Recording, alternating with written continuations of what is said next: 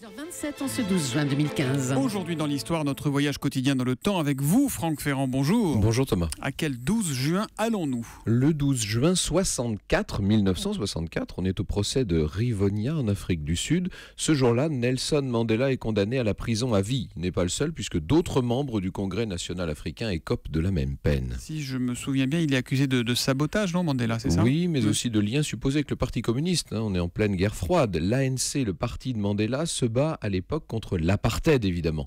Au début, partisan de la non-violence, Mandela s'est bien rendu compte que ça bougeait pas beaucoup. Alors, ses actions ont fini par inclure le sabotage qui, selon lui, je cite, n'entraîne aucune perte en vie humaine et ménage les meilleures chances aux relations interraciales.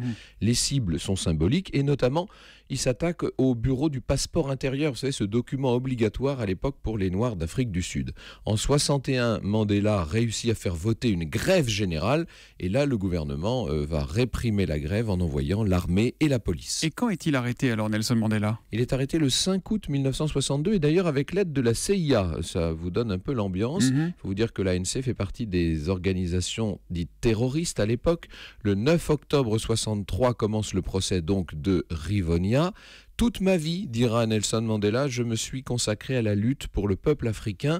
J'ai chéri l'idéal d'une société libre et démocratique dans laquelle toutes les personnes vivraient ensemble, en harmonie. C'est un idéal pour lequel j'espère vivre et agir, mais si besoin est, c'est un idéal pour lequel je suis prêt à mourir.